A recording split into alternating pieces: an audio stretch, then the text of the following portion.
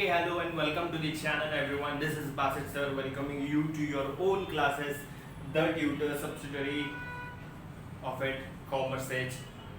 Today we are going to discuss about few topics of economics 11th standard which we are discussing from last week. आज हम लोग ये chapter complete करेंगे, chapter number 1 basic concepts of economics, Maharashtra state board commerce, lecture number 4 for 11th standard, distribution exchange consumption macro economics, basic concepts of macro economics लेंगे, national income लेंगे, savings, investment, trade cycle, economic growth and economic development study करेंगे. I hope you guys are doing absolutely fine. ये dialogue में common है, ये मैं पहले से ही मारते आ रहा हूँ, बट आज बोला भूल गया हूँ. स्टार्ट में मारा था वो, बट अभी तक बोला नहीं है. But still, I pray that you people are fine. Okay, so let us get started with the lecture.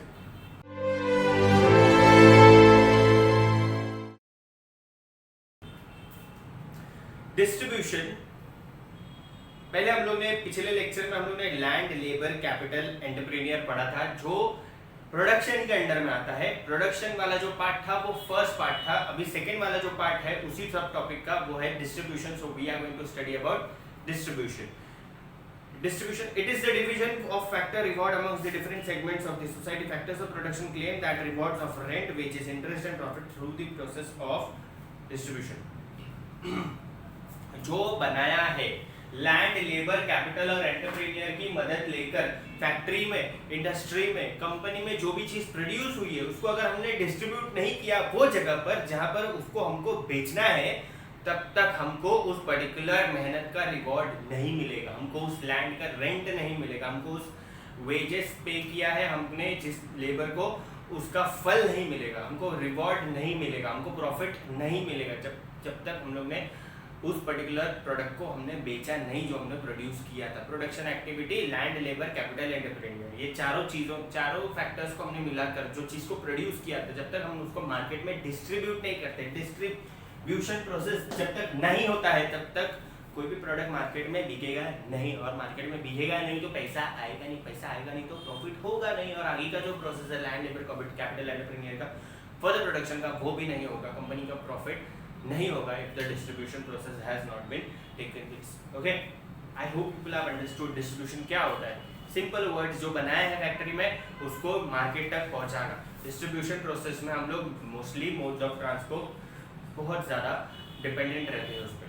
ठीक है. Exchange, it is give and take between various units in the economy. Exchange refers to the sale and purchase of the goods and services in economics.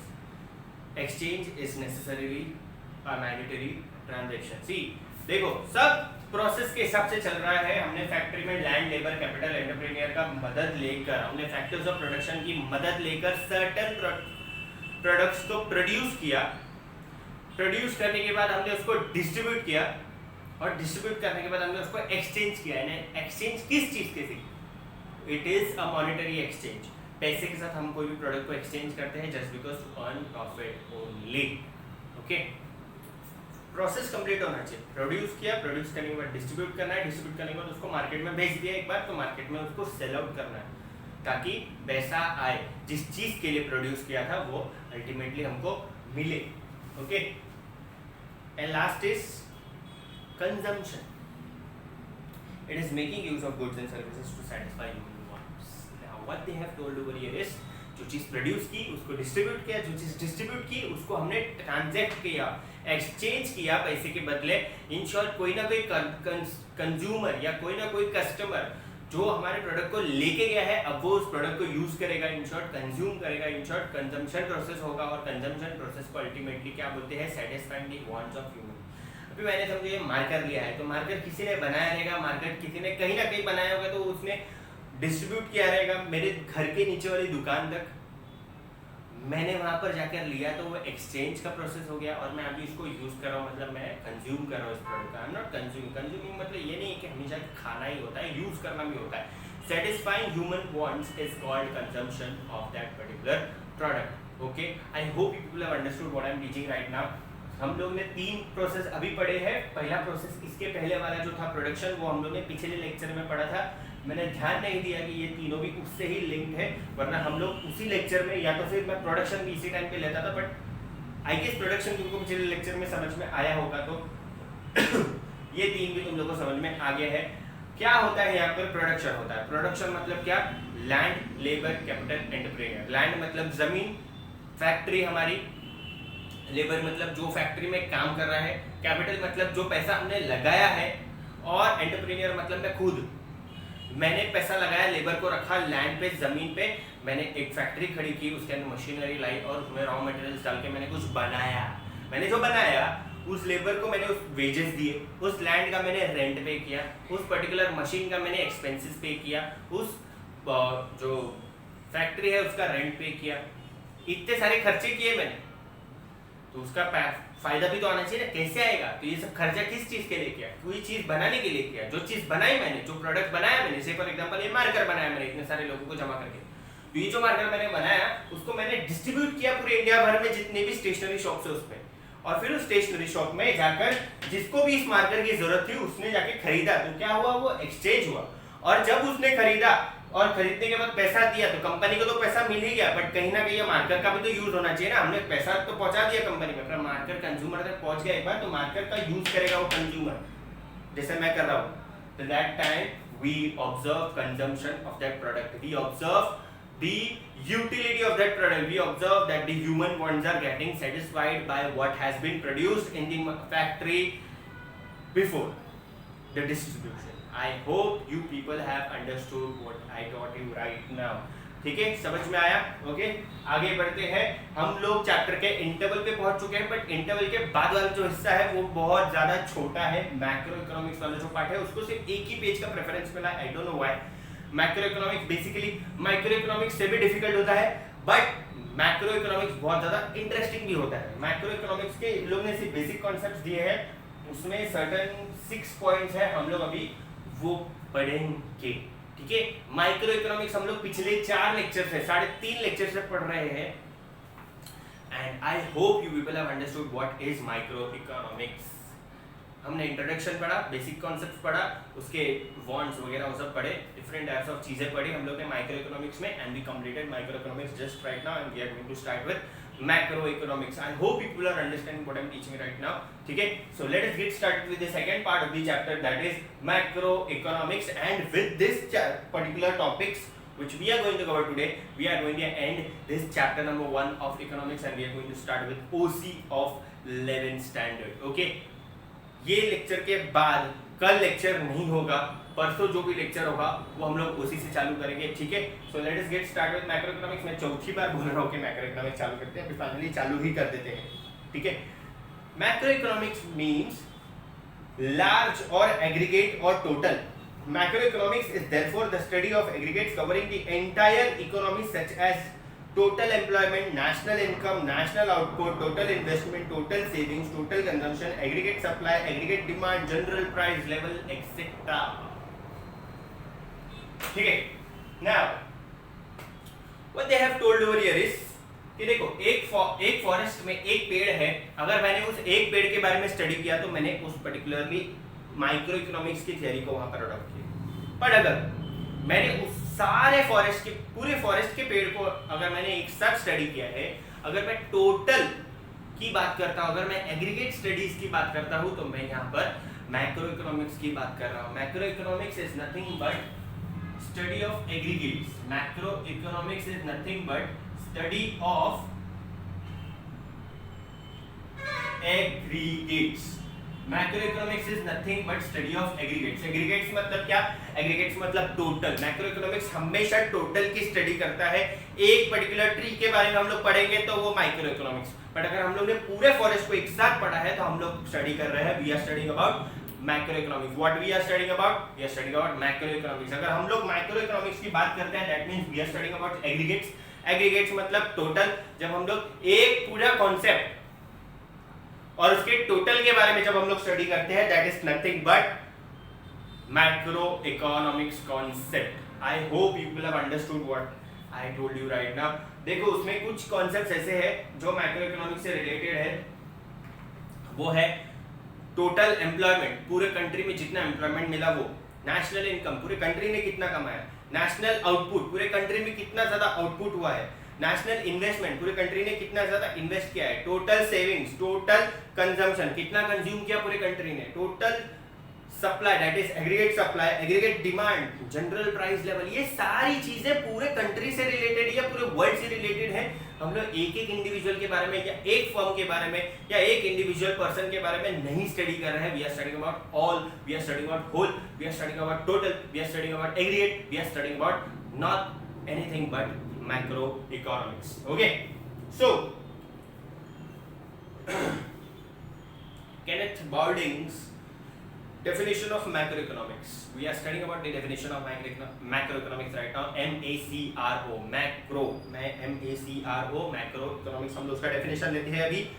Macroeconomics deals not with individual quantities as such, but with the aggregates of these quantities, not with the individual incomes, but with the national income, not with the individual prices, but with the general price level, not with the individual output, but the national output. हम लोग एक इंसान के income के बारे में नहीं study कर रहे हैं, हम लोग पूरे कंट्री के इनकम के बारे में पढ़ रहे हैं। हम लोग एक पर्टिकुलर आउटपुट के बारे में नहीं पढ़ रहे, फर्म के आउटपुट के बारे में नहीं पढ़ रहे, हम लोग पूरे कंट्री के कंट्रीज के फर्म के बारे में पढ़ रहे हैं। हम लोग in short we are studying about total, we are studying about total output, we are studying about total supply, we are studying about total demand, we are studying about macroeconomics. Definition is quite a simple, बहुत simple है definition. उसमें कुछ भी ऐसी चीजें हैं नहीं जो हम लोग को नहीं समझ में आने वाली है, बस हम लोग ने थोड़ा नेगेटिव करके लिखा है। ठीक है, ठीक है, आगे बढ़ते हैं। We have basic concepts of macroeconomics, MACRO macroeconomics. तो first is national income. This reveals to the total economic performance of a nation. पूरे कंट्री में कितना इनकम जनरेट हुआ, that is called national income. It is referred to as the total income of country. In the economic sense, national income is the aggregate monetary value of all final goods and services produced in an economy during a fiscal year. Fiscal मतलब एक particular financial year।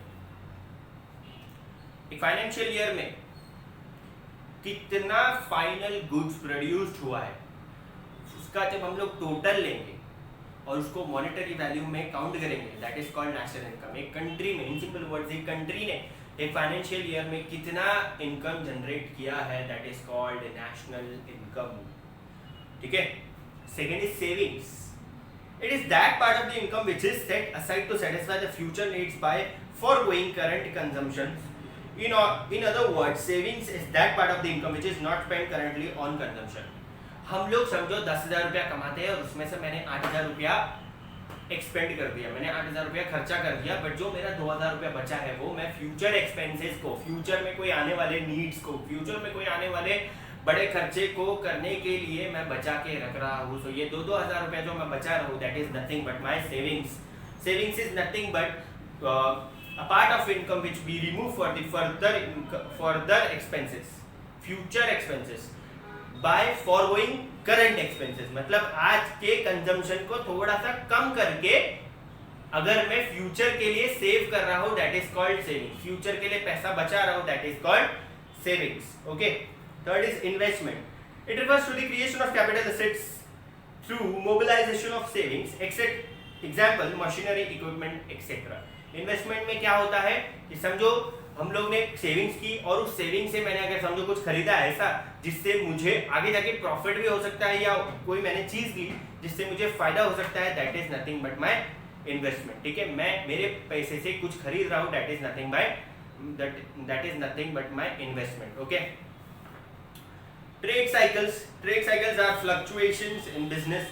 They are ups and downs in the overall economic activity. Ups and downs means fluctuation caused by the inflation and depression. Okay, trade cycle मतलब क्या? कभी price किसी चीज का बढ़ जाता है, कभी प्राइस किसी चीज का कम हो जाता है, कभी फिर से बढ़ जाता है, कभी फिर से कम हो जाता है। That is nothing but the trade cycle, the wave of the economy. It goes on and it goes on. It will never end till the economic activities in the world will end. ठीक है, दुनिया में जब तक economics चल रहा है तब तक ट्रेड साइकिल भी चलता रहेगा, तब तक कोई ना कोई प्रोडक्ट ऐसा होगा, या पूरी दुनिया में जितने भी प्रोडक्ट्स है वैसे उनका प्राइस कभी ना कभी बढ़ता भी होगा, कभी ना कभी घटता भी होगा। कोई भी ऐसा प्रोडक्ट है नहीं जिसका प्राइस हमेशा स्टेबल रहता है। प्रोडक्ट का या तो प्राइस बढ़ता रहेगा, या तो कम होता रहेगा, या तो बढ़ता कम होता रहेगा। कोई भी प्राइस ऐसा नहीं है जो स्टेबल होता है। It is just because of two things, inflation and depression. क्या है? Inflation and depression. Okay. Inflation, it is a continuous rise in general price. Inflation मतलब वाट लग रही है हमारी, ठीक है, इन सिंपल वर्ड्स हमारी वाट लग जाती है। जो करंटली हम लोग अगर फेस कर रहे हैं इन्फ्लेशन ही है, एक छोटा सा इन्फ्लेशन है जो हम लोग अभी करंट सिचुएशन में हम लोग डील कर रहे हैं, that is nothing but a small inflation. Inflation में क्या होता है, कोई भी कमोडिटी हो सबका प्राइस बढ़ता ही रहता है, I don't know why. And depression is a continuous fall in overall prices and lowering down of economic activities in general. Depression में क्या होता है, सब प्रोडक्ट्स के प्राइस कम होते रहते हैं ना। You will say sir depression तो फिर बहुत अच्छा है ना, नहीं, डिप्रेशन में क्या होता है, प्राइस कम क्यों होता है, अभी मैं बताता हूँ तुम लोगों को कि इन्फ्लेशन में प्राइस बढ़ता है, डिप्रेशन में प्राइस कम होता है। इन्फ्लेशन और डिप्रेशन दोनों के डीमेरिट्स बहुत हार्मफुल है। Economic activity should always remain stable. अब तुम लोग को मैं बताता हूँ कि देखो, जब पूरी दुनिया में इन्फ्लेशन आता है ना, तब हमेशा याद रखने का कि हर इंसान जो इस दुनिया में है, जो मिडिल क्लास या अपर क्लास के लोग हैं या लोअर क्लास के भी लोग हैं, उनके पास पैसा रहता है, ठीक है। इन्फ्लेशन के टाइम पे क्या होता है, जब पैसा रहता है ना, प्रोडक्ट का प्राइस बढ़ता रहता है ना, लोग फिर भी प्रोडक्ट खरीद सकते हैं, थोड़ा बहुत एक सर्टेन टाइम के लिए खरीद सकते हैं, जब तक इकोनॉमिक एक्टिविटी स्टेबल नहीं होती है। वेयरएज इन डिप्रेशन प्राइस कम हो रहा है। अब ये कम क्यों होता है, देखो ये पूरा खेल ना डिमांड का है, पूरा खेल डिमांड और सप्लाई का है। जब कोई पर्टिकुलर कमोडिटी का प्राइस बढ़ रहा है ना, तो वो बढ़ता ही जाता है। देखो एक ऑनियन का एग्जांपल है, ये मार्केट का एग्जांपल है, ऑनियन है नहीं अभी हमारे पास, तुम लोगों को फिर ऑनियन इमेजिन करना पड़ेगा, तुम इमेजिन भी करते रहोगे और मुझे सुनते भी रहोगे, तो फिर तुम लोग का दिमाग एक साथ दो चीज तो करता नहीं है, मेरे को मालूम है। ओके, मार्कर दिख रहा है, मार्कर, ये मार्कर का एग्जांपल लेते हैं। ये मार्कर जो है इसका प्राइस 2010 में 10 रुपया था, 2012 में 12 रुपीज हो गया, 2015 में 15 रुपीज हो गया। अब तुम लोग बोलोगे सर प्राइस बढ़ता ही जा रहा है ईयर के साथ साथ, ठीक है, ये इन्फ्लेशन है ऑफ दिस मार्कर, ठीक है। अब होता क्या है, इसका प्राइस बढ़ता क्यों जा रहा है, मैं बताता हूँ तुम लोगों को। इसका प्राइस इसलिए बढ़ता जा रहा है क्योंकि कहीं ना कहीं इसकी सप्लाई कम होती है। ये सोच के हम लोग, समझो मैं अगर मार्कर बनाने वाला हूँ तो मैं यही सोचूंगा ना कि जब 15 रुपया हो जाएगा तब मैं ज्यादा मार्कर बेचना चालू करूंगा। तो जब 12 रुपया था इसका प्राइस, जब 10 रुपया था इसका प्राइस, तो प्रोडक्ट कम था मार्केट में और लोगों को ज्यादा चाहिए था। जब दिखने लगा कि मार्कर फटाफट खत्म हो जा रहा मार्केट से, सब लोग लेके जा रहे, तो प्राइस 11 रुपया हो गया। अब 11 रुपये में भी लेके जा रहे लोग, क्या जरूरत है। 15 रुपये जैसे जैसे होने लगा ना, वैसे वैसे इसका प्राइस, सॉरी इसकी डिमांड कम होने लगी, क्योंकि इसका प्राइस बढ़ता गया। और जब इसकी डिमांड कम होने लगी, फिर से प्राइस कम होता गया। एक बार इन्फ्लेशन, एक बार डिप्रेशन, एक बार इन्फ्लेशन, एक बार डिप्रेशन, ऐसे ही चलता रहता है मार्केट में। Market should always remain stable. और स्टेबल सिचुएशन क्या है, जिसमें सब लोग कमाए भी और हमको प्रोडक्ट कम प्राइस में भी मिले विथ अ प्रॉपर प्राइस। मतलब एकदम भी कम नहीं, मतलब जो कम प्राइस में एकदम बेच रहा है तो ऑब्वियसली उसमें जितने भी लोग इन्वॉल्व है मार्कर वगैरह बनाने में, उन लोग सबको लॉस हो रहा है। वैसा भी नहीं होना चाहिए। We should see that each and every section of the society who are involve in economic activity should earn profit, should get salary, should get wages. हर एक को कमाई मिलनी चाहिए, ज़रूरी है, ताकि एक इकोनॉमी स्टेबल रहे। Okay, so and fifth point is economic growth. The term economic growth has a quantitative dimension. In simple words, economic growth means an increase in the real national income of the country overall over a long period of time.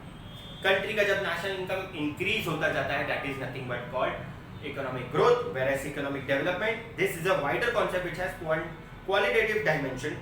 Economic growth implies economic development implies economic growth plus progressive changes in a certain important variables which determine the well-being of the people, that is education, health, etc. Now what they have told over here is economic growth जो है वो qualitative development है और economic development जो है वो economic growth जो है वो quantitative development है, economic development जो है वो qualitative है। फिर से सुन लो, economic growth मतलब क्वांटिटेटिव डेवलपमेंट, इकोनॉमिक डेवलपमेंट मतलब क्वालिटेटिव डेवलपमेंट। इकोनॉमिक ग्रोथ में क्या होता है, नेशनल इनकम बढ़ती जाती है, समझ में आ रहा है। पैसा बढ़ रहा है कंट्री में, बहुत सारा पैसा बढ़ रहा है, पर डेवलपमेंट नहीं हो रहा है। क्या नहीं हो रहा है? डेवलपमेंट नहीं हो रहा है। पैसा तो बढ़ रहा है सबके पास, हो सकता है कि वो पैसा गलत काम करके जनरेट हो रहा हो सकता है कि वो पैसे से कुछ डेवलप नहीं हो रहा, कुछ अच्छा नहीं हो रहा, पर पैसा जनरेट हो रहा है। हो सकता है कि स्टैंडर्ड ऑफ लिविंग लोगों की बढ़ रही है, बट लोगों का हेल्थ डिग्रेड हो रहा है, लोगों की एजुकेशन क्वालिटी डिग्रेड हो रही है। ऐसा नहीं होना चाहिए। If the education is increasing, if the health facilities are increasing, with the increasing national income, that is called economic development. If only the national income is increasing, that is called economic growth. एक example ले लेते हैं, अगर हमारे area में सिर्फ buildings ही बनती गई, that is economic growth. पर बिल्डिंग, दो बिल्डिंग छोड़ के एक बिल्डिंग, हर दो बिल्डिंग के बीच में एक गार्डन है, एक मल्टीप्लेक्स है, एक पार्क है, एक स्विमिंग पूल है, हर एक पर्टिकुलर चीज़ की फैसिलिटी अगर हमको मिल जाती है, हॉस्पिटल है, स्कूल है, तो ये हमारा इकोनॉमिक डेवलपमेंट है। That is called balance development, that is called proper development and not just growth. Okay, so finally after 4 lectures we have concluded with chapter number 1 of economics. It was huge chapter. I hope people have understood what I have taught you right now, and it was very nice lecture after a very huge number of tips. बहुत ज़्यादा मजा आया आज सीखा के। आज गर्मी भी इतनी नहीं लगी है, पसीना भी नहीं आया है, ठीक है। So with that said, let us wind up the lecture number 4 of economics chapter number 1, 11th standard Maharashtra State Board. This was Bharat sir signing out. Thank you so much. Please do not forget to like, share and subscribe if you are new to this channel. Subscribe करके जाना, like करके जाना। अगर lecture पसंद नहीं आया है, क्योंकि ऐसा बहुत रेयर केसेस में होता है, तो प्लीज़ डिसलाइक भी कर देना। अगर कुछ क्वेश्चन है तो कमेंट सेक्शन में पूछ सकते हो मुझे, और अगर व्हाट्सएप पे अगर टच में हो तो व्हाट्सएप पे पूछ सकते हो। If you are new to the channel, I am telling you people again, if you are new to the channel, please do not forget to subscribe, press the bell icon so that you can get my lectures whenever, wherever on go. Okay, thank you so much. Stay home and stay safe.